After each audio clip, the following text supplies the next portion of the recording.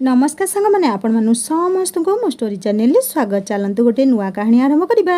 पवित्र प्रेम बाहागर कहानी को आरंभ शेष जाए शुणु। शुभ और सीमा दुईटी पुओ झीर निबिड़ प्रेम कहानी संपूर्ण पढ़ा को अनुरोध। मोर आशा पढ़ला पर निश्चय आपण मानक भल लगे। पढ़ा पर आपण मानकर सुंदर सुंदर मतामत देवाक भी अनुरोध। सीमार गाँव में शुभर मौसी घर से गाँव में दुई जनक देखा। प्रेमर आरंभ अनुभव आउ पूर्णता। शुभ जेतेबेले निज माँ सह मौसी घर को आसे सीमा को देखा दौड़ी जाए। सीमा सह सांग हेबाकु ताकु भल लगे। सीमार घर पाखकु लगी शुभर मौसी घर। शुभर मौसी सीमार बड़ माँ हेबे, तेणु शुभर माँ मध्य सीमा घर को आसिले जाती। से प्रतिथर खरा छुट्टी रे निज पिलामानक सह आसंती। 5-6 दिन रुहंती। सेथर मध्य आसी थांती पुओ शुभ और झियो सोना को नहीं। एमिति दिने संध्या समय शुभर माँ सीमार घरे बसी थांती और सीमार माँ सह कथा हेउथांती। पाखरे सीमार जेजेमा बसी थांती। सीमा खुड़ी चाह बनाउ थांती। एतिकी बेले शुभ दौड़ी आसी निज माँ को कहला, माँ देख सीमा मो सह खेलिबनी बोली मना करुछि, तुमे ताकु बुझाओ। सीमार माँ कहले, न खेलु, तू तो पुओ छुआटा, जाउनु सोहम भाई सह खेलिबु। सोहम सीमार बड़ भाई। शुभ कांदी कांदी कहला, ना मु आउ कहा सह खेलिबिनी। जदि सीमा मो सांग न हब ताहाले काली आमे आम घर को पळेइबा। सीमार जेजेमा कहले, आबे टोका तू मो नातुणी को बाहा हबुना कौन बा, ताठी तोर एते सराग। शुभर माँ हसी दे कहले, छुआ माँ तुम नातुणी तो चंपा गोरी, मो पुओ तो कालियाटे, ताकू जोई करबाकू तुम पुओ बो राजी हेबे तो। सीमार माँ कथाटी को मझिरु काटी कहले, छाड़ म रीता माँ को बेकार कथारे तुमे जुआ दौच, तापरे पिला मानक आगरे ए सब कथा भल नुहे। रीता मौसी कहले, काहींकी नानी एथिरे खराब कौन, काली परी दिन गड़ीजिब आउ पिला माने बाहायोग्य होई जिबे। एमिति चिन्हा जणारे संपर्क हेबाटा भल। मु तो बहुत खुशी हेबी जदि सीमा मो घरर बोहू हेब। हौ हौ से बेला आसिले देखिबा। पिलांकर धूली खेल सरीनी आउ तुमे बाहागर कथा पकाउच। सेतेबेले सीमा 7 वर्षर आउ शुभ 9 वर्षर। शुभ से दिनर कथा शुणी दौड़ी जाई सीमा को कहला, एई तू कौन मो सह खेलिबाकू मना करुचु? तू जानिछु मो सह तोर बाहागर हेब, तू मोर सबुदिन सांग हबु आउ मो सह खेलिबु। सीमा तो किछि बुझिला परी नथिला। कहला, दे मते सबु चॉकलेट दे, ताहले जाई खेलिबी। शुभ निरूपा होई निज सार्ट पकेटू 3टी जाक चॉकलेट खोली सीमा हातरे देला। सीमा संगे संगे नहीं गोटे खाईदेला। शुभ हाड़े चाहिला। शुभ सीमा को चाही छेप ढोकु थाए। सीमा गोटे चॉकलेट शुभ को देला। कहला, ने तू खा, एई शेषटा किंतु मोर। बास एतिकिरे राग शेष। एमिति बढ़ी चले संपर्क। जेतेबेले शुभ निज मौसी घर को आसे सीमा सह सांग हुए आउ सीमा जेतेबेले रागी जाए ताकू कुहे, मु परा तोते बाहा हेबी, तू मो उपरे रागुछु काहींकी। जेजेमांक से कथा पदक शुभ पूरा मुंडरे पुरेई साहित्य रखिथिला। कौनसी कारणरू शुभर माँ सेथर खरा छुट्टी रे आसिलेनी, तेणु शुभ भी आसी पारलानी। किंतु भारी मने पड़ुथुला तार सीमा कथा। केबे केबे निज माँ को पचारे, माँ आमे पुणी मौसी घर को केबे जिबा? माँ कहती, सुविधा हेले जिबा। सेथर सुजोग आसिला। शुभ पुणी आसिला निज माँ सह मौसी घर को। जेमिति सीमा कान शुभ आसिया खबर पड़ी, संगे संगे निज माँ को कहला, माँ मु टिके राली नानी घर आसुची। सीमार माँ हो जा बोली कहले। मना करिवार प्रश्न ही नथिला, कारण रालीर घर सीमार घर आत्मीय पड़ोसी। सीमा तर्तरे पहुँचीगला रालीर घरे, माने शुभर मौसी घरे। राली शुभर मौसी झियो, शुभ ठारू बयसरे अनेक बड़। राली पहुँची जाई शुभ रीता मौसी माने शुभर माँ को प्रणाम कला। रीता मौसी ता मुंडरे हाथ मारी कहले, केते बड़ हेइगलानी रीता, को क्लास रे पढ़िलुनी? सीमा धीरे कहला, नवम। रीता मौसी निज बड़ भौणी माने रीतार संपर्किया बड़ माँ को चाही कहले, बुझिलु नानी सीमाटा ता माँ परी भारी सुंदरीटे। से खाली देखिबाकू सुंदर नुहे, बरं सबुथिरे सुंदर। बड़ पाटिरे से केबे कथा हुएनी। गुरु गुरुजन मान सम्मान ताकू को कथा शिखेइबाकू हबनी। आउ आमर ये राली सीमा ठारू 4 वर्ष बड़, किंतु सांठणा बोली किछि नहीं। एकू पा मु केते थर कुहे, सीमा ठारू किछि शिख। ସୀମାର ନିଜ ପ୍ରଶଂସା ଶୁଣିବାକୁ ଆଦୌ ଇଚ୍ଛା ହେଉନଥିଲା, କାରଣ ସେ ତ ଆଉ କାହାକୁ ଦେଖା କରିବାକୁ ଆସିଛି, ମାନେ ଶୁଭକୁ। ହେଲେ କେମିତି ପଚାରିବ? ବାଧ୍ୟ ହୋଇ ରୀତା ମାଉସୀକୁ ପଚାରିଲା, ମାଉସୀ, ସୋନା କ'ଣ ଆସିନି କି? କାହିଁ ଦେଖାଯାଉନି? ମାଉସୀ କହିଲେ, ନା, ସେ ଆସିନି। ତା ମାମୁଁ ଘରକୁ ଯାଇଛି। କେବଳ ଶୁଭ ମୋ ସହ ଆସିଛି।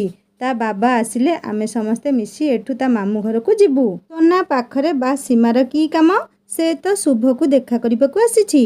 ଶୁଭ କଥା ପଚାରିବାକୁ ଲାଜ ଲାଗୁଛି, ସେଇଥିପାଇଁ ସୋନା କଥା ପଚାରିଦେଲା।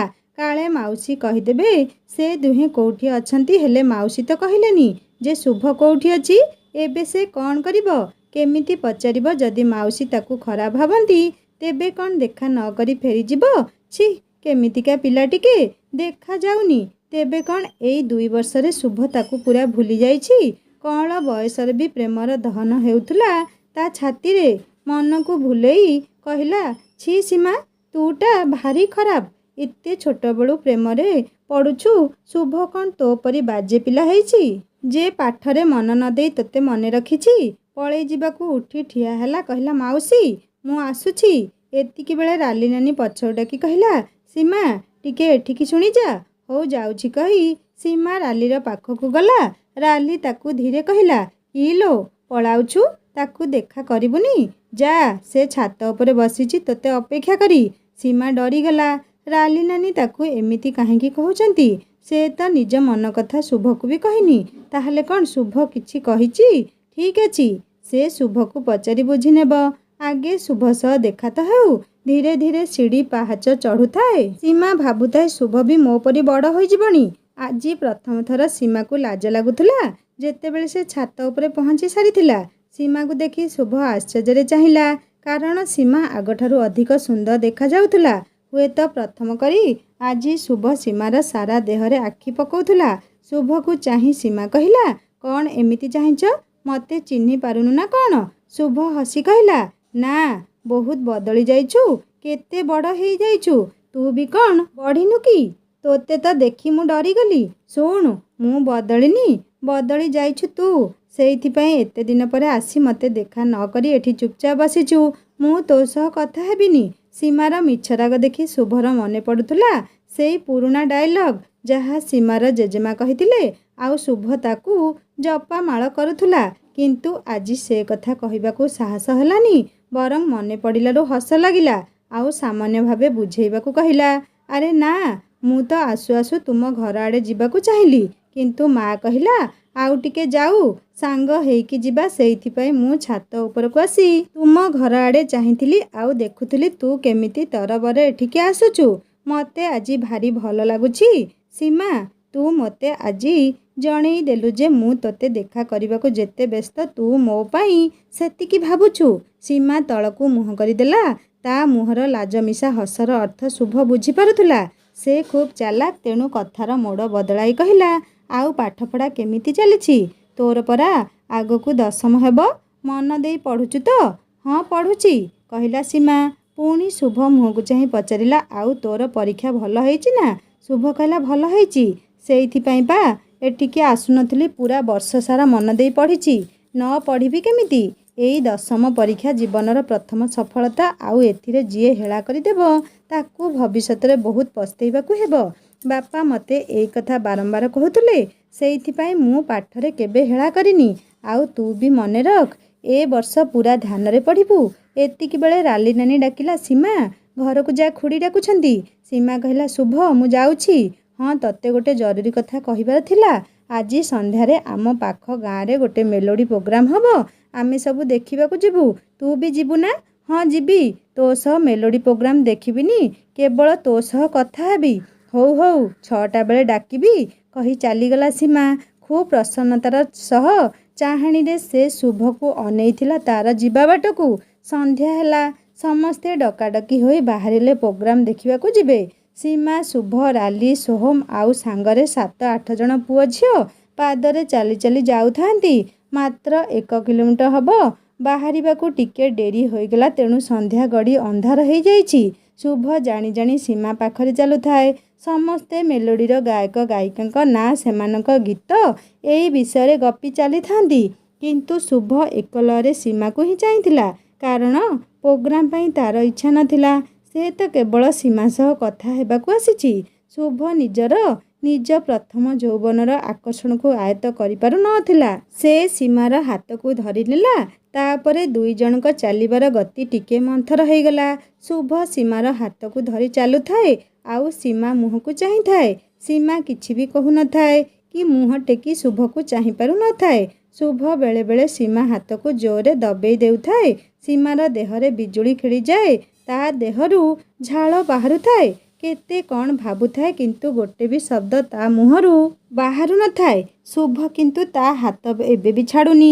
ବରଂ ତାର ଶକ୍ତ ହାତର ଦବାବରେ ସୀମା ବାମ ହାତର ସବୁତକ ପ୍ଲାଷ୍ଟିକ ଚୁଡ଼ି ଭାଙ୍ଗିଗଲା। ଯେତେବେଳେ ମେଲୋଡ଼ି ପ୍ରୋଗ୍ରାମର ପାଖରେ ପହଞ୍ଚିଗଲେ ପିଲାମାନେ ଜୋରରେ ଚିଲେଇଲେ, ତେବେ ଯାଇ ସ୍ୱାଭାବିକ ହେଲା ଶୁଭ। ଚଟକିନା ଛାଡ଼ିଦେଲା ସୀମାର ହାତ। ସୀମାର ମନଟା ଭାରି ଅସ୍ଥିର ଲାଗୁଥିଲା। ଏତେ ଦିନ ପରେ ଶୁଭ ପାଖରେ ତାକୁ ହାରିଯିବା ପରି ଲାଗୁଥିଲା। ଚମକି ଚାହିଁଲା ସୀମା।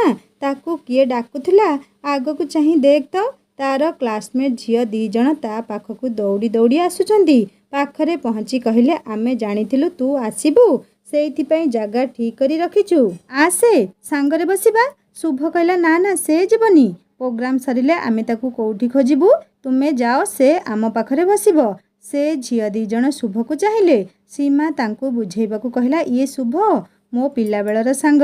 ତୁମେମାନେ ଯାଅ, ମୋ ନନା ଆସିଛନ୍ତି। ପ୍ରୋଗ୍ରାମ ପରେ ମୋତେ ନ ପାଇଲେ ଭାରି ରାଗିବେ। ସେମାନେ ଗଲା ପରେ ଶୁଭ କହିଲା, ମୋ ଉପରେ ରାଗୁଛୁ କି? ତୁ କହ, ତୁ ଚାଲି ଯାଇଥିଲେ ମୁଁ କ'ଣ କରିଥାନ୍ତି? ମୁଁ ତତେ ଆଗରୁ କହିଛି, ପ୍ରୋଗ୍ରାମ ଦେଖିବାକୁ ମୁଁ ଆସିନି, ଆସିଛି ତୋ ସହ କଥା ହେବାକୁ। ମାତ୍ର ଅଳ୍ପ ପରେ ମୁଁ ପଳେଇବି, ପୁଣି କେବେ ଆସିବି ଜାଣିନି। ତେଣୁ ମୁଁ ଚାହେଁ ଏଇ କିଛି ପୁରା ତୋ ସହ ଗପିବି। ଏତିକି ବେଳେ ସୀମାର ଜଣେ ପୁଅ ସାଙ୍ଗ ସେମାନେ ବସିଥିବା ଜାଗାକୁ ଆସିଲା। ସେ ସୀମାକୁ ଦେଖି ଭାରି ଖୁସି ଜଣାପଡ଼ୁଥିଲା। ପାଖକୁ ଆସି କହିଲା, ଏଇ ସୀମା, କେତେବେଳେ ଆସିଲୁ? ସ୍କୁଲ ଛୁଟି ଜମାରୁ ଭଲ ଲାଗୁନି। ତୋ ସହ କେତେ ଦିନ ହେବ ଦେଖା ହେଇନି। ଆଉ ଟ୍ୟୁସନ୍ କୋଉଠି ହଉଛୁ? ଆମ ଘରେ ଜଣେ ସାର୍ କୋଚିଂ କରୁଛନ୍ତି, ତୁ ଆସୁନୁ। ସୀମା କହିଲା, ଆରେ ନା, ମୁଁ ଆମ ଘରେ ଟ୍ୟୁସନ୍ ହଉଛି। ଆଉ ସବୁ ସାଙ୍ଗମାନେ କିଏ କିଏ ଆସୁଛନ୍ତି? ପିଲାଟି କିଛି କହିବା ଆଗରୁ ଶୁଭ କହିଲା, ତୁମେ ଭାଇ ଯାଅ ପ୍ଲିଜ୍, କିଛି ଗୀତ ଶୁଭୁନି, ପରେ ସୀମା ସହ କଥା ହେବ। ପିଲାଟି ଚାଲିଗଲା। ସୀମା ଶୁଭକୁ ଚାହିଁ ପଚାରିଲା, ତୁ ତାହେଲେ ଗୀତ ଶୁଣୁଛୁ? ଶୁଭ କହିଲା, ଏଇ ତୋର ତାହେଲେ ପୁଅ ସାଙ୍ଗ ବି ଅଛନ୍ତି? ହଁ, କ'ଣ ତୋ ସହ କେହି ଝିଅ ପଢ଼ୁନାହାନ୍ତି? ପଚାରିଲା ସୀମା। ହଁ ପଢ଼ନ୍ତି, ହେଲେ ମୁଁ କାହା ସହ କଥା ହେବାକୁ ଏମିତି ଦୌଡ଼ି ଯାଏନି। ହଉ ତୁ ରାଗେନି ଶୁଭ, ମୋର ଯେତେ ସାଙ୍ଗ ଥିଲେ ବି ତୁ ମୋର ସବୁଠୁ ଭଲ ସାଙ୍ଗ। ଆଉ ସବୁଦିନ ତୁ ମୋର ସାଙ୍ଗ ହୋଇ ରହିଥିବୁ। ଶୁଭ ମନରେ ଓ ଚେହେରାରେ ଅଜବ ଖୁସି ଖେଳିଗଲା। ଠିକ୍ ଏମିତି ବେଳେ ମନୋଜ ନାମକ ଯୁବକ ସୀମାକୁ ଡାକିଲା। ସୀମା ମଧ୍ୟ ଶୁଣିବାକୁ ଗଲା। ଆଉ ସଙ୍ଗେ ସଙ୍ଗେ ହାତରେ ଗୋଟେ ପଲିଥିନ୍ ଧରି ଫେରି ଆସିଲା। ଆଉ ରାଲି ହାତକୁ ବଢ଼େଇ ଦେଲା। ରାଲି ପଲିଥିନ୍ରୁ ଚିଠିଟିଏ ବାହାର କରି ନିଜ ଡ୍ରେସ୍ରେ ଲୁଚେଇ ଦେଲା। ଆଉ ପଲିଥିନ୍ରେ ଥିବା ଚକୋଲେଟ୍କୁ ସୀମାକୁ ଦେଇ କହିଲା, ନେ ଶୁଭ, ଆଉ ତୁ ମିଶିକି ଖାଇଦିଅ। ଶୁଭ ଦେହରେ ନିଆଁ ଲାଗିଲା ପରି ଚିଡ଼ି ଉଠି ପଚାରିଲା, କିଏ ସେ ପିଲା? ତତେ ଚକୋଲେଟ୍ କାହିଁକି ଦେଲା? ମୁଁ ଏ ପାପ ଚକୋଲେଟ୍ ଖାଇବିନି। ସୀମା ଡରି ଡରି କହିଲା, ସେ ରାଲି ନାନୀର ସାଙ୍ଗ। ତୁ ଏମିତି ରାଗୁଛୁ କାହିଁକି? ଶୁଭ ବିରକ୍ତ ହୋଇ କହିଲା, ଯଦି ସେ ସାଙ୍ଗ ତାହେଲେ ନିଜେ ନ ଦେଇ ତୋ ହାତରେ କ'ଣ ପାଇଁ ଦେଲା? ମୋତେ ମିଛ କହିବାକୁ ଚେଷ୍ଟା କରନା। ମୁଁ ଜାଣିପାରୁଛି ରାଲି ନାନୀର ସେ ପିଲା ସହ କିଛି ଖରାପ ସମ୍ପର୍କ ଅଛି। କଥା ପଦକ ପାଟିରୁ ସରିଛି କି ନାହିଁ। ରାଲି ଶୁଭ ଗାଲକୁ ଚାପୁଡ଼ା ଉଠେଇ କହିଲା, ଶୁଣ ଶୁଭ, ବହୁତ ବଢ଼ି ବଢ଼ି କଥା କହୁଛୁ। ତୋର ସେତେ ବୟସ ହେଇନି ଯେ ତୁ ମୋତେ କଡ଼ାକରି କଥା କହିବୁ।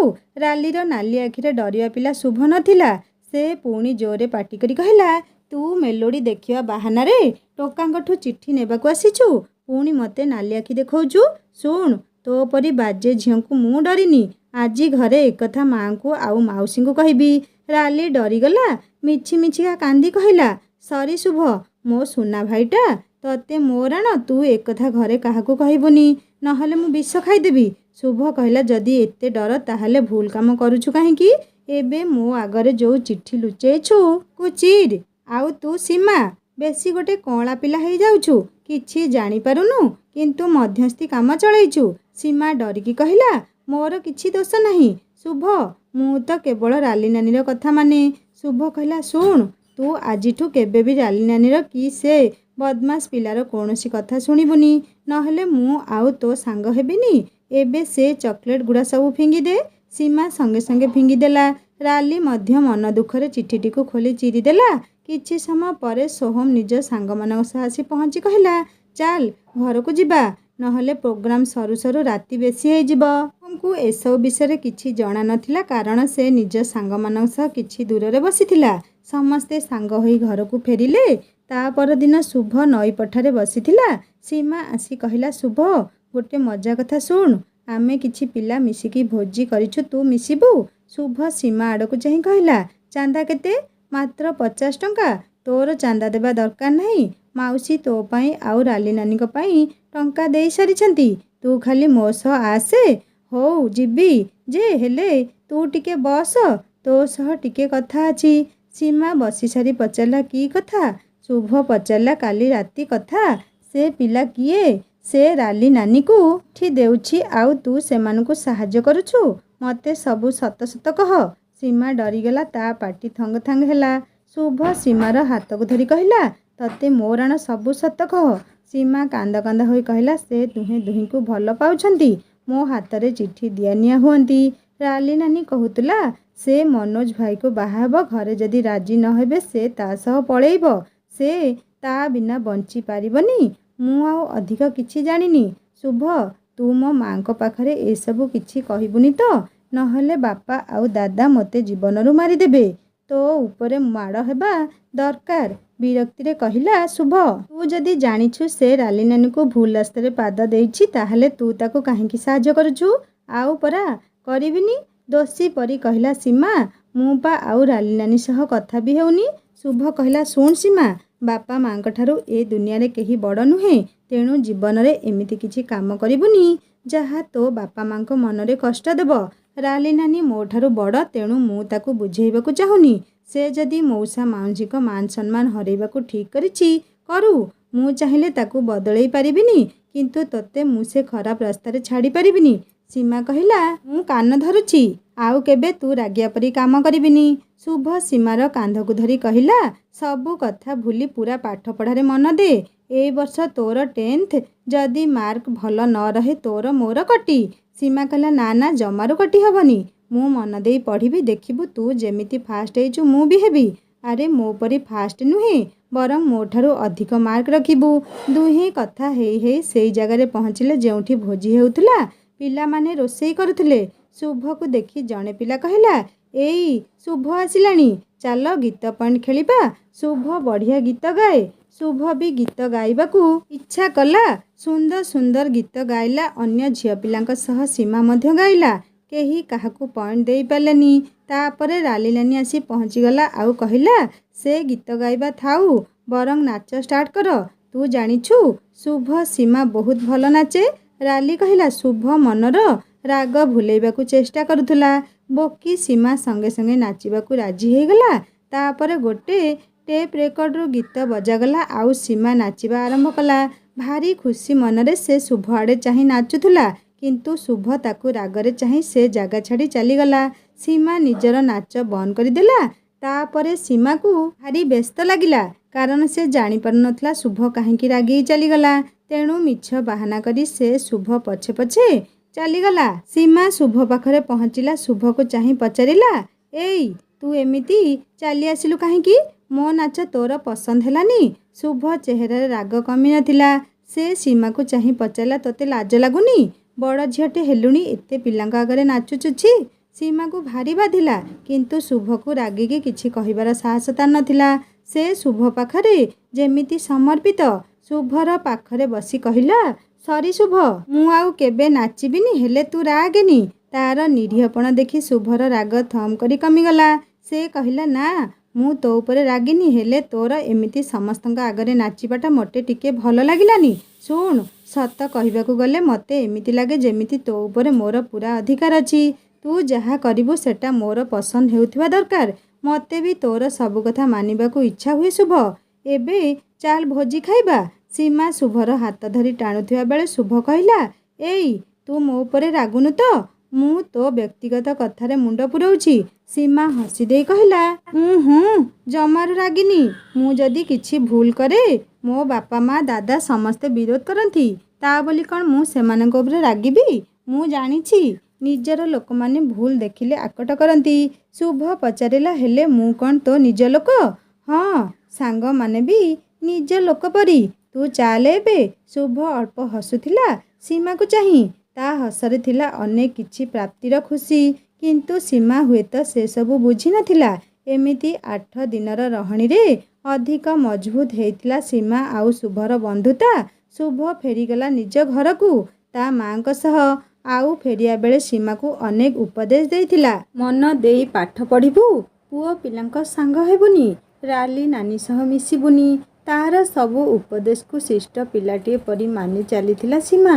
ଯେମିତି ସେ ମନେ ମନେ ପଣ କରିଥିଲା ଶୁଭ ରାଗିବାର ମଉକା ଦେବନି। ବର୍ଷଟେ ବିତିଗଲା। ସୀମା ଭଲ ନମ୍ବର ରଖି ଫାଷ୍ଟ ହେଲା। ଘରେ ସମସ୍ତେ ବହୁତ ଖୁସି। ଏଇ ବର୍ଷ ସାରା କେମିତି କାହା ଘରକୁ ସେ ବିନା ନିମନ୍ତ୍ରଣରେ ଯାଇନି। ଆଉ ରାଲି ସହ ମିଶିବା ମଧ୍ୟ ବନ୍ଦ। ରାଲି ବି ଜାଣି ଜାଣି ଆଉ କଥା ହେଉନି। କିନ୍ତୁ ମନୋଜ ସହ ରାଲିର ସମ୍ପର୍କ ଏବେ ମଧ୍ୟ ଚାଲିଛି। ରାଲି ଦୃଢ଼ ନିଷ୍ପତ୍ତି ବି ନେଇଛି ଯେ ସେ ମନୋଜକୁ ବିବାହ କରିବ। ରାଲିର ମା ହାତରେ ଫୋନ୍ ଧରି କହିଲେ, ନେଇଗଲୁ ଟିକେ ଫୋନ୍ଟା, ତୋ ମାଉସୀ ସୀମା ସହ କଥା ହେବାକୁ ଚାହୁଁଛି। ରାଲି ବିରକ୍ତିରେ କହିଲା, ସେ ତ ମୋ ସହ କଥା ହେଉନି, ମୁଁ ତାକୁ ଫୋନ୍ ଦେଇପାରିବିନି, ତୁ ଚାଲିଯା। ରାଲିର ମା ବିରକ୍ତ ହୋଇ କହିଲେ, ସେ କ'ଣ ତୋ ପରି ଗଧ ହେଇଛି ତୋ ସହ ସାଙ୍ଗ ହେବ? ଏତିକି କହି ସେ ସୀମାର ଘରକୁ ଗଲେ। ଆଉ ସୀମାର ମାକୁ କହିଲେ, ଟିକେ ସୀମାକୁ ଡାକିଦେ, ଅନିତା ଫୋନ୍ କରିଛି, ତା ସହ କଥା ହେବ। ସୀମା ଦୌଡ଼ି ଆସି ଫୋନ୍ ନେଇ କହିଲା, ହ୍ୟାଲୋ ମାଉସୀ ପ୍ରଣାମ। ସେପଟୁ ଶୁଭର ଆବାଜ ବୁଢ଼ୀଟିଏ ହେଇଥା। ସୀମା ଚମକି ପଡ଼ିଲା। ସେ ଫୋନ୍ ଧରି ନିଜ ରୁମ୍କୁ ଗଲା। ଆଉ ଶୁଭକୁ ତୁ କହିବାକୁ ତାର ଇଚ୍ଛା ହେଲାନି। ସେ କହିଲା, ତୁମେ ତାହେଲେ ମିଛରେ ମାଉସୀଙ୍କ ନାଁ କହି ମୋ ସହ କଥା ହେଉଛ? ଆରେ ନା, ସତରେ ମା ଫୋନ୍ କରିଥିଲେ, ହେଲେ ତୋ ପାଖରେ ଫୋନ୍ ପହଞ୍ଚିବାକୁ ଏତେ ଡେରି ହେଲା ଯେ ମା ମୋତେ ଫୋନ୍ ଦେଇ ରୋଷେଇ ଘରକୁ ଚାଲିଗଲେ। ଏମିତିରେ ବି ମୋର ତୋ ସହ କଥା ହେବାର ଥିଲା। ମୁଁ ଆଜି ବହୁତ ଖୁସି ସୀମା, ତୁ ସତରେ ବହୁତ ଭଲ। ଏସବୁ କେବଳ ତୁମରି ଯୋଗୁଁ ସମ୍ଭବ, ନହେଲେ ମୋତେ ଭିତରେ ଏତେ ପରିବର୍ତ୍ତନ ହେଇନଥାନ୍ତା। ମୋର ବି ତୁମ ସହ କଥା ହେବାର ଥିଲା। କ'ଣ କହୁନୁ? ତୁମକୁ ପଚାରିବାର ଥିଲା, ଆଗକୁ ଆଉ ପଢ଼ିବି ନା ତୁମର ଝିଅମାନେ କଲେଜ ଯିବା ପସନ୍ଦ ନୁହେଁ? ସେପଟୁ ଶୁଭର ସୁନ୍ଦର ସ୍ମିତ ହସ ଶୁଭିଲା। ହସି ହସି ଶୁଭ କହିଲା, ଆରେ ତୁ ପାଗଳି ନା କ'ଣ? ଏକ୍ଜାମରେ ଫାଷ୍ଟ ହେଇଛୁ, ଆଉ ମୋତେ କଲେଜ ଯିବୁ କି ନାହିଁ ପଚାରୁଛୁ? କ'ଣ ଆଉ କରିବି? ତୁମେ କେତେବେଳେ ଯେ କ'ଣ ପାଇଁ ରାଗିଯିବ ମୁଁ ଜାଣିପାରେନି। ଆଚ୍ଛା, ତାହେଲେ ମୋ ରାଗକୁ ତୋର ଏତେ ଡର? ତାହେଲେ ଶୁଣ, ତୁ ସେମିତି ପାଠପଢ଼ା ଜାରି ରଖିଥିବୁ ଯେତେବେଳ ଯାଏ ମୁଁ ତୋତେ ପାଠପଢ଼ା ବନ୍ଦ କରିବାକୁ ନ କହିଛି। ମୁଁ ଚାହେଁ ତୁ ପାଠ ପଢ଼ି ଗୋଟେ ଭଲ ଚାକିରି କର। ସୀମା ଆଶ୍ଚର୍ଯ୍ୟ ହୋଇ କହିଲା, ମୁଁ ତୁମକୁ ଜାଣିପାରୁନି। ତୁମେ କେତେବେଳେ କେଉଁ କାମକୁ ପସନ୍ଦ କରୁଛ ଆଉ କେଉଁଟା ନା ପସନ୍ଦ? ଶୁଭ ଉତ୍ତରରେ କହିଲା, ମୁଁ ଝିଅମାନଙ୍କର ସ୍ୱାଧୀନତାକୁ ପସନ୍ଦ କରେ, କିନ୍ତୁ ସ୍ୱେଚ୍ଛାଚାରିତ ନୁହେଁ। ଏପଟୁ ବଡ଼ ମାଙ୍କ ଡାକ ଶୁଭିଲା, ଆଲୋ ମା ସୀମା, ଫୋନ୍ଟା ଆଣେ, ତୋ ବଡ଼ ବାପା ଅଫିସ ଯିବେ। ଯାଉଛି ବଡ଼ ମା। ଶୁଭ, ତୁମେ ଆମ ଗାଁକୁ କେବେ ଆସୁଛ? ପରେ କଥା ହେଲେ କହିବି। ମାଉସୀଙ୍କୁ ଫୋନ୍ ଦେବା ଆଗରୁ ମୋ ନମ୍ବରଟା ରଖିଦେ। ସୁବିଧା ଦେଖି ଫୋନ୍ କରିବୁ, କଥା ହେବା। Bye, I miss you Seema. Phone ନେଇ ସୀମା ବଡ଼ ମାଙ୍କୁ ଦେଇସାରି ନିଜ ରୁମ୍କୁ ଫେରି ଆସିଲା। ଏବେ କେବଳ ତାକୁ ଚାରିଆଡ଼େ ଶୁଭମୟ ଲାଗୁଥିଲା। ସେ ହସୁଥିଲା, ଲାଜ ବି କରୁଥିଲା। ତକିଆରେ ମୁହଁ ଲୁଚାଇ ଥିରି ଥିରି କହୁଥିଲା, ମିସ୍ ୟୁ ଟୁ ମୋ ଶୁଭ। ସୀମା କଲେଜ ଗଲା। ତାର ସୁନ୍ଦର ଚେହେରା, ଆକର୍ଷଣୀୟ ସ୍ୱଭାବ ଆଉ ଭଲ ପାଠପଢ଼ାରେ ବହୁ ଯୁବକ ତା ପ୍ରତି ଲୋଭିଲା ଆଖିରେ ଚାହାନ୍ତି। କିନ୍ତୁ ତାର କିଛି କାହା ପ୍ରତି ଆଗ୍ରହ ନଥାଏ। କେମିତି ବା ହେବ? ତା ମନରେ ତ ଶୁଭ ଘର କରିସାରିଛି। ଦିନେ ସକାଳୁ ମାଙ୍କ ଡାକରେ ନିଦ ଭାଙ୍ଗିଗଲା ସୀମାର। ସେ ତରବର ଭାବେ ଉଠି ପଚାରିଲା, ମା, କ'ଣ ହେଲା? ଏତେ ସକାଳୁ ଏମିତି ବ୍ୟସ୍ତ ହୋଇ କାହିଁକି ମୋତେ ଉଠେଇଲୁ? ସୀମାର ମା କିଛି କହିବା ଆଗରୁ ତାକୁ ବଡ଼ମା ମାନେ ରାଲିର ମାଙ୍କ କାନ୍ଦ ଶୁଭିଲା। ସୀମା ଦୌଡ଼ି ଆସିଲା ବାହାରକୁ। ଦେଖିଲା ବଡ଼ମା ମୁଣ୍ଡ ପିଟି କାନ୍ଦୁଛନ୍ତି, ଆଉ ଗାଳି ବି ଦେଉଛନ୍ତି। ପୋଡ଼ା ମୁହାଁ ମନୋଜ, ତୁ ଶେଷରେ ଏଇଆ କଲୁ। ମୋ ହୁଣ୍ଡି ଝିଅକୁ ଶିଖେଇ ତାକୁ ନେଇଗଲୁ। ତୁମେ କେବେ ବି ଶାନ୍ତିରେ ରହିବନି। ଏ ବାପା ମାଙ୍କ ଅଭିଶାପ ତୁମ ଉପରେ ନିଶ୍ଚୟ ପଡ଼ିବ। ସୀମାର ମା ଯାଇ ତାଙ୍କ ପାଟିରେ ହାତ ଦେଇ କହିଲେ, ଛି ନାନୀ, ନିଜ ଝିଅକୁ ଅଭିଶାପ ଦେଉଛ? ସେ ଯୁଆଡ଼େ ଗଲା ଯାଉ, ଭଲରେ ରହୁ। ବଡ଼ ମା କାନ୍ଦି କାନ୍ଦି କହୁଥିଲେ, କେତେ କଷ୍ଟରେ ଜନ୍ମ କରି ବଡ଼ କରି କ'ଣ ଏଇଆ ମିଳିଲା ଶେଷରେ? ମୁହଁରେ ଚୂନକଳା ବୋଳି ଗୋଟେ ନୀଚ ପିଲା ସହ ପଳେଇଲା। ଧିକ୍ ମୋର ମା ହେବା, ବରଂ ବାଞ୍ଝ ହେବା ଭଲ। ସୀମା ପଥର ଭଳି ଠିଆ ହେଇଥାଏ। କିଛି କାହାକୁ ନ କହି ଘରକୁ ଆସି ଶୁଭକୁ ଫୋନ୍ ଲଗେଇଲା। ତୁମେ ଶୁଣିଛ, ରାଲି ନାନୀ ମନୋଜ ଭାଇ ସହ ପଳେଇଛି। ଶୁଭ କହିଲା, ହଁ, ଏବେ ମାଙ୍କ ପାଖକୁ ଫୋନ୍ ଆସିଥିଲା। ତାପରି ବାଜେ ଝିଅ ଆଉ ଅଧିକ କ'ଣ କରିଥାନ୍ତା? ମୁଁ ଏବେ ମାଙ୍କ ସହ ତୁମ ଗାଁକୁ ଯାଉଛି, ଗଲେ କଥା ହେବି, ରହୁଛି। ସୀମାକୁ ଭାରି କଷ୍ଟ ଲାଗୁଥିଲା। ଶୁଭ ଆସିବା ଖବରରେ ସେ ଖୁସି ହେଇ ପାରୁନଥିଲା। ସେ ଭାବୁଥିଲା, ସତରେ କ'ଣ ରାଲି ନାନୀ ଗୋଟେ ମସ୍ତ ବଡ଼ ଭୁଲ କରିଦେଇଛି? ଯଦି ଭଲ ପାଇବା ଭୁଲ, ତାହେଲେ କାହିଁକି ପ୍ରେମକୁ ଏ ଦୁନିଆରେ ଏତେ ପବିତ୍ର ବୋଲି କୁହାଯାଏ? କେମିତି ହୁଏ ପ୍ରେମ ପବିତ୍ର? ଏ ପ୍ରଶ୍ନ ମୁଁ ଶୁଭକୁ ପଚାରିବି। ଦିନ ସାରା ଭଲ ଲାଗୁନି, ସାହି ସାରା ସେଇ ଗୋଟାକ କଥା ଆଲୋଚନା, ଛି ଛାକର। ଦିନ ଗଡ଼ି ସନ୍ଧ୍ୟା ହେବାକୁ ବସିଲାଣି, କାହିଁ ଶୁଭର ଦେଖା ନାହିଁ ତ। ଏତିକି ବେଳେ ଖୁଡ଼ି କହିଲେ, ନାନୀ, ରୀତା ଶୁଭ ଆସିଲେଣି, ଏବେ ଟିକେ ବୁଝେଇ ସୁଝେଇ ବଡ଼ ନାନୀଙ୍କୁ କିଛି ଖୁଆଇବେ। ବାପା ମା ଦିଟା ଦିନ ସାରା କାନ୍ଦୁଛନ୍ତି। ସୀମା ସଙ୍ଗେ ସଙ୍ଗେ କହିଲା, ମା, ମୁଁ ଟିକେ ବଡ଼ ମାଙ୍କ ଘରୁ ଆସୁଛି। ମା କହିଲେ, ହଉ ଶୁଣୁ, ରୀତା ମାଉସୀଙ୍କୁ କହିବୁ ମୋତେ ଟିକେ ଦେଖା କରିବ। ହଉ କହି ସୀମା ଦୌଡ଼ିଲା ପରି ରାଲିର ଘରେ ପହଞ୍ଚିଗଲା। ଦେଖିଲା ରୀତା ମାଉସୀ ରାଲିର ବାପା ଓ ମାଙ୍କୁ ବୁଝଉଛନ୍ତି। ସୀମାକୁ ଦେଖି ଶୁଭ କହିଲା, ଏଇ ଏଠିକି ଆସେ। ସୀମା ଶୁଭ ସହ ଗୋଟେ ରୁମ୍କୁ ଗଲା। ଶୁଭ ସୀମା ବସିବାକୁ କହି ନିଜେ ବସିଲା। ସୀମା ବସି ସାରି କହିଲା, ରାଲି ନାନୀ ଯାହା କଲା କ'ଣ ତାହା ଏତେ ଖରାପ? ତୁମେ କୁହ, ଶୁଭ ପ୍ରେମ କରିବା କ'ଣ ଭୁଲ? ଶୁଭ କହିଲା, ନା, ପ୍ରେମ କରିବା ଭୁଲ ନୁହେଁ, କିନ୍ତୁ ରାଲି ନାନୀ ଯାହା କଲା ସେଇଟା ଭୁଲ। କେମିତି? ପଚାରିଲା ସୀମା। ଶୁଭ କହିଲା, ଶୁଣ, ଏ ଦୁନିଆରେ ଗୋଟେ ପିଲା ପାଇଁ ବାପା ମାଙ୍କ ଠାରୁ କେହି ନିଜର ନୁହେଁ। ଯୋଉ ବାପା ମା ଆମକୁ ଏ ଦୁନିଆକୁ ଆଣିଲେ, ଛୋଟରୁ ବଡ଼ କଲେ, ଆମେ ସ୍ୱାର୍ଥପର ଭଳି ସେମାନଙ୍କର ମାନ ସମ୍ମାନକୁ ତଳେ ପକେଇ ଚାଲିଯିବାଟା ଖାଲି ଭୁଲ ନୁହେଁ, ବରଂ ପାପ। ସୀମାର ଛାତି ଅଜଣା ଭୟରେ ଥରି ଉଠିଲା। ସେ ଆଶ୍ଚର୍ଯ୍ୟରେ ଶୁଭର ମୁହଁକୁ ଚାହିଁଲା। ଶୁଭ ବୋଧେ କିଛି ଅନୁମାନ କରିପାରୁଥିଲା। ସେ ପଚାରିଲା, ଏ ସୀମା, ଏମିତି ଚାହିଁଛୁ କ'ଣ? ସୀମା କହିଲା, ନା, କିଛି ନୁହେଁ, ତୁମ ସହ ଟିକେ ନିରୋଳାରେ କଥା ହେବାର ଅଛି। ହଉ, ଏଇଠି କହ। ଏବେ ଏ ରୁମ୍କୁ କେହି ଆସିବେନି। ସୀମା କହିଲା, ତୁମ ମୋ ଭିତରେ କେବଳ ବନ୍ଧୁତା, ନା ଆଉ କିଛି ସମ୍ପର୍କ ଅଛି ବୋଲି ତୁମକୁ ଅନୁଭବ ହୁଏ? ଶୁଭ କହିଲା, ହଁ, ତୋ ସହ ମୋର ଗୋଟେ ନିବିଡ଼ ସମ୍ପର୍କ ପିଲାଦିନରୁ ମୁଁ ଅନୁଭବ କରିଛି, ଯୋଉଟା ତୁ ଏବେ ଅନୁଭବ କରୁଛୁ। ସୀମା ପଚାରିଲା, ତୁମେ କେମିତି ଜାଣିଲ? ମୁଁ ତ ତୁମକୁ ସେମିତି କିଛି କହିନି। ଉତ୍ତରରେ ଶୁଭ କହିଲା, ସେଦିନ ଜାଣିଲି ଯୋଉଦିନ ତୁ ମୋତେ ତୁ ନ କହି ତୁମେ ବୋଲି କହିଲୁ। ଲାଜ ଆଉ ଆଶ୍ଚର୍ଯ୍ୟରେ ଚାହିଁଲା ସୀମା। ଶୁଭ କହିଲା, ମୁଁ ଜାଣେ ସୀମା, ତୁ ମୋତେ ଭଲ ପାଉ। ମୁଁ ବି ତୋତେ ମୋ ନିଜଠୁ ଅଧିକ ଭଲ ପାଏ। ସୀମାର ଆଖିରେ ଲୁହ ଜକେଇ ଆସିଲା। ଶୁଭ ସୀମାର ହାତ ଧରି କହିଲା, ଏଇ, ତୁ ପାଗଳି ନା କ'ଣ? କାନ୍ଦୁଛୁ କାହିଁକି? ସୀମା କହିଲା, ମୁଁ ଭାବୁଛି ଆମ ସମ୍ପର୍କର ଭବିଷ୍ୟତ କ'ଣ? ଯଦି ମୋ ପରିବାର ଲୋକ ତୁମ ସହ ବିବାହକୁ ଅନୁମତି ନ ଦେବେ? କିଛି ସମୟ ନୀରବ ରହି ଶୁଭ କହିଲା, ମୋତେ ଲାଗୁନି କି ଆମ ଦୁଇ ଜଣଙ୍କ ବିବାହ ପାଇଁ କିଛି ଅସୁବିଧା ହେବ। ଆମେ ଦୁହେଁ ସମାନ ଜାତିର, ଦୁହିଁଙ୍କ ପରିବାର ଭିତରେ ଭଲ ସମ୍ପର୍କ ବି ଅଛି। ଏମିତିରେ ଆମ ଦୁହିଁଙ୍କ ବିଷୟରେ ସମସ୍ତଙ୍କୁ ଅଳ୍ପ ବହୁ ଜଣାଅଛି। ଆଉ ସବୁଠୁ ବଡ଼ କଥା ହେଉଛି, ତୋ ଜେଜେମା ବଞ୍ଚିଛନ୍ତି। ସେ ତ ଆମ ଦୁହିଁଙ୍କ ଭିତରେ ସମ୍ପର୍କର ମଞ୍ଜି ବୁଣିଥିଲେ। ଉଦାସୀ ଭାବରେ ସୀମା କହିଲା, ସେ ପୁରୁଣା କଥାକୁ ସିନା ଆମେ ମନେ ରଖିଛନ୍ତି, ହେଲେ ମୋତେ ଲାଗୁନି ଆଉ କେହି ସେ କଥା ମନେ ରଖିଥିବେ।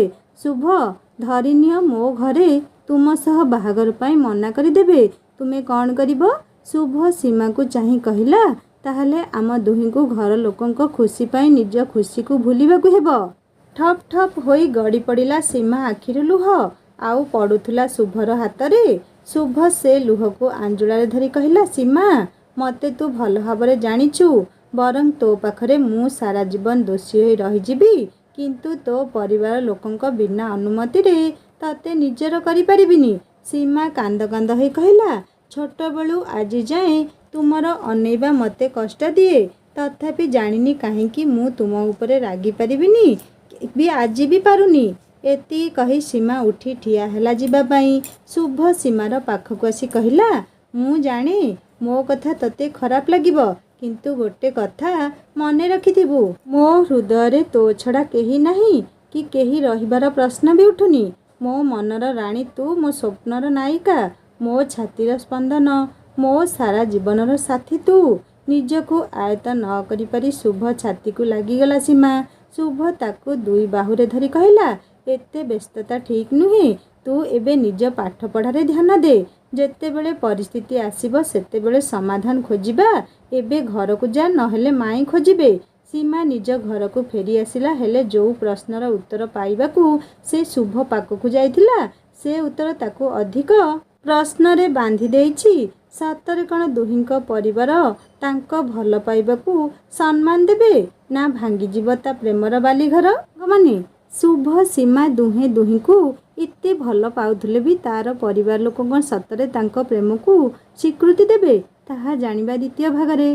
कहानी केमिति लागुछि मते निश्चय कमेंट करी जणेबे। आउ जदि भल लागता लाइक टे करिवे, सांग मान सहित शेयर करिवे। आउ जदि मो चैनल नुआ अछन त सब्सक्राइब करि बेल आइकन दबे देबे।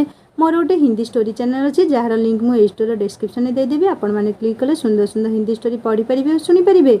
एबे मते विदाय दियंतु, जल्दी नै आसीबी एही कहानी रो द्वितीय भाग। रहुछि, नमस्कार, जय जगन्नाथ।